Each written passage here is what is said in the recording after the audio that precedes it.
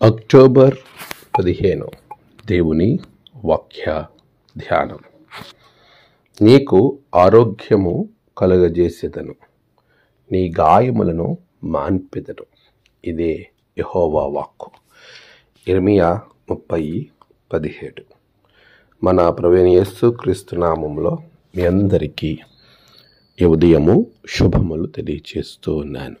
ప్రియులారా, దేవుని మహాకృపలో మనమంతా సంతోషంగా ఉండటానికి మరొక నూతన దినం ప్రభు మనకి అనుగ్రహించి ఉన్నారు.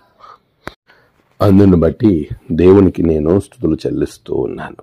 ప్రియ విశ్వాసులారా, దేవుని సన్నిధిలో మనమంతా సంతోషించి ఆనందించటానికి ప్రభు మనకిచ్చిన ఈ సమయాన్ని బట్టి దేవుని ఘనపరుస్తూ ఉన్నాను.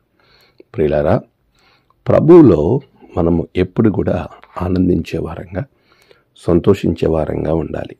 దేవుడు మనలను తన యొక్క వారసత్వంలోనికి నడిపిస్తూ ఉన్నాడు. మన జీవితంలో అనేకమైనటువంటి మనుషుల యొక్క మాటలను మనం నమ్ముతాం, కానీ దేవుని మాటను నమ్మేవారు ఎంతమంది?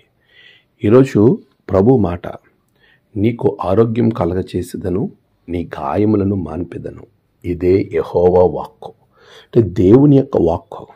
ఆయన నోటలో నుండి వచ్చిన మాటను నమ్మి దాని ప్రకారంగా ముందెళ్ళేవారు ఎంతమంది మనలో ఉన్నారు?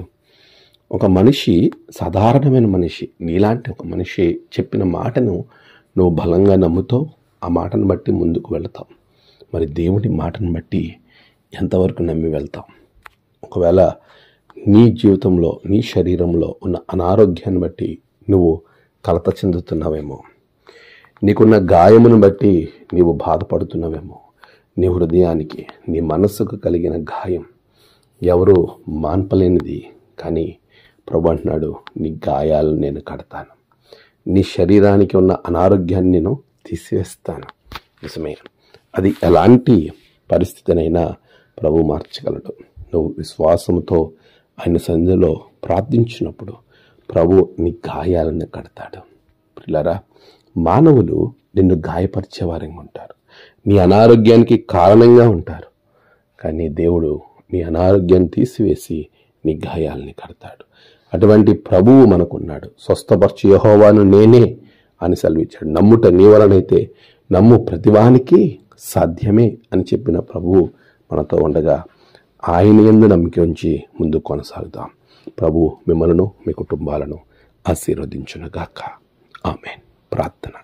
సర్వశక్తిమంతుడా, గొప్ప దేవ, నీ బిడ్డలను నీ యొక్క విశ్వాసంతో బలపరచండి.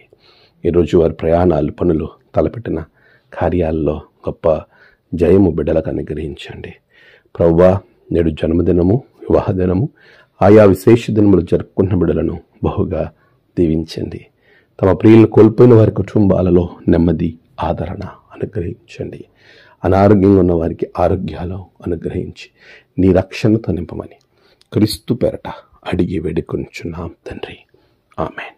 తండ్రి, కుమార, పరిశుద్ధాత్మ త్రియేక దేవుని దీవెన మీకు తోడుగా ఉండి నడిపించునుగాక. ఆమేన్.